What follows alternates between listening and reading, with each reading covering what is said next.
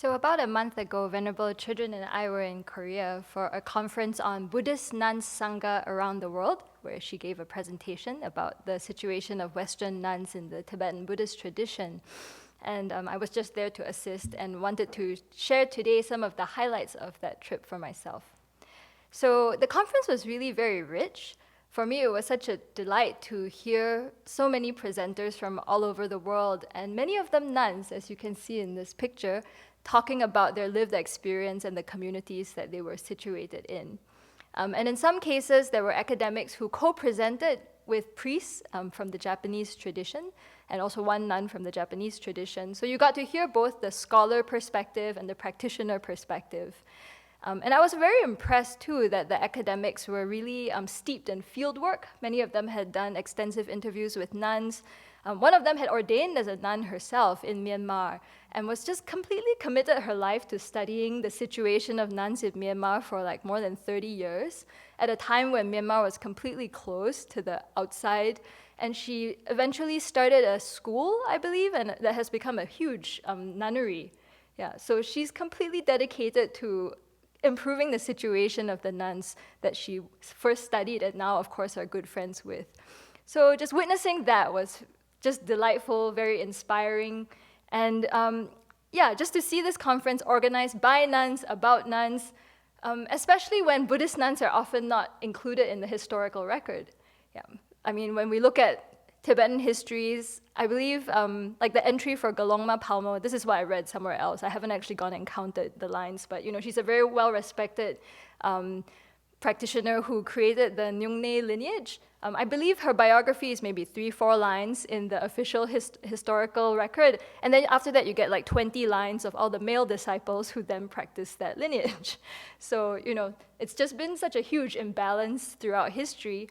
It was really nice for me to see all these women practitioners coming together to represent their experience and speak about it. So that was one piece that was, just delightful. And then after the conference, we went on a pilgrimage tour. And I haven't been on pilgrimage for a really long time.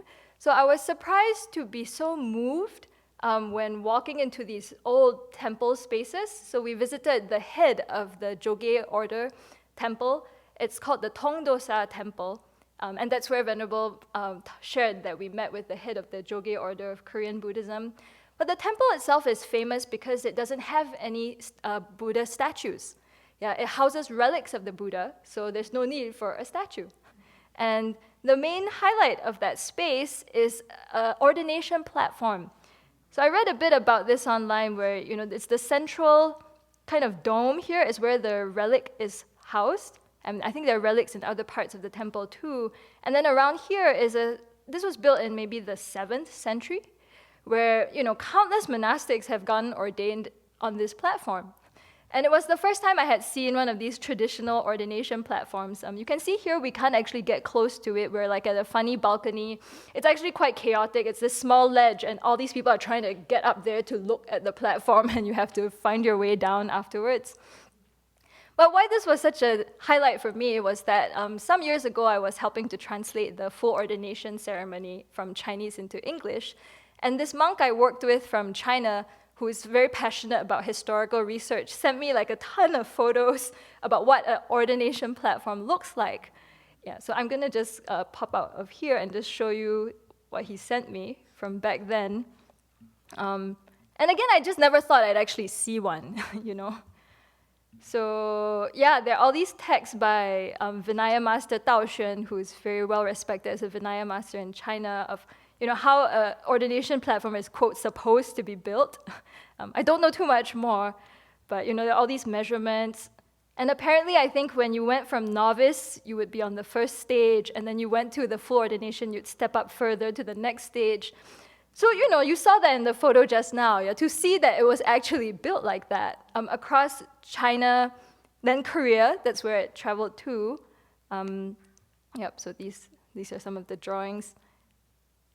And then also in Japan, this was the picture he sent me long ago. I was like, oh, wow, I wish I could see that someday. So to have that opportunity was remarkable. And too, in this photo, we always set up a territory before giving ordination. So they had the traditional territory markers are still there at this one in Japan. And in modern times, it seems someone has done a 3D rendering of what an ordination platform might look like. You can see there are 5 monks, probably the preceptors, right, giving the precepts and the witness, and then the little candidate in the middle of what it could have been like. Yeah. And then finally, he even said there were architectural plans, Stephen, of the traditional ordination platform in China, I think, where the first ordinations were given. So they've kept all those measurements as well. Yeah, so how amazing to see that it's still preserved and exists.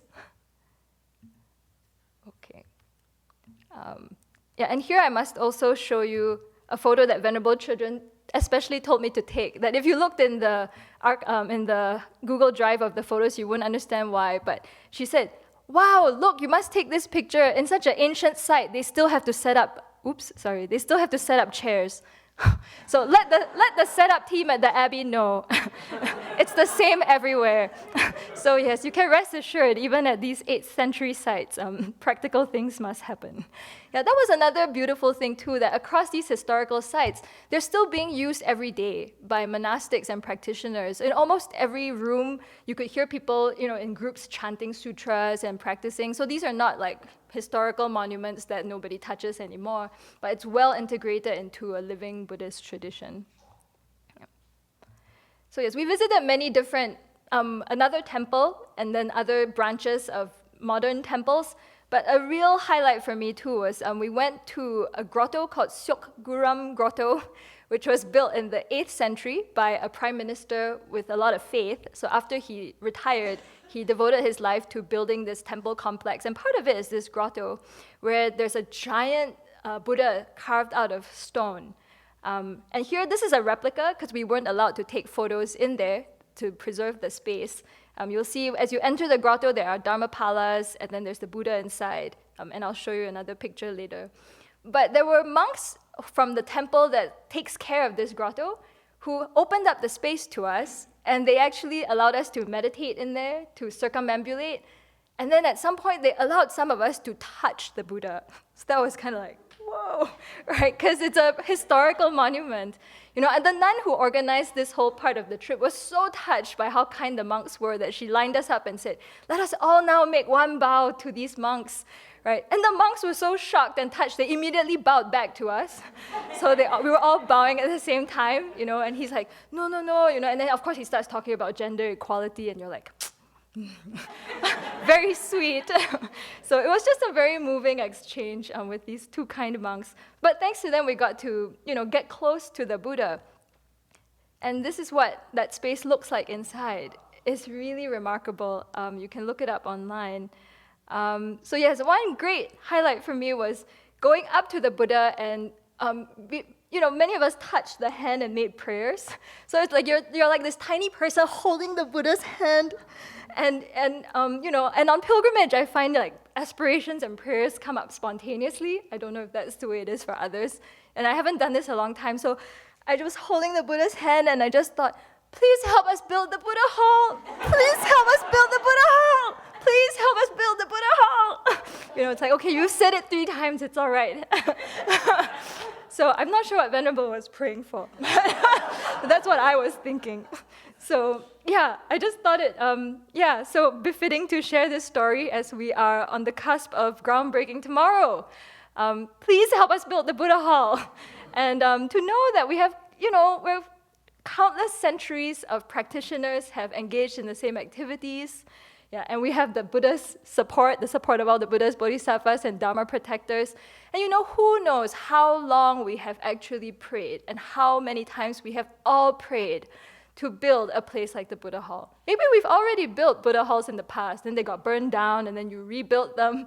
But how amazing is it that we have this opportunity now?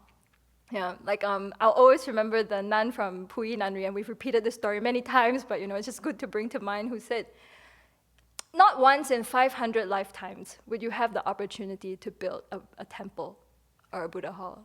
Yeah, it's just inconceivably precious.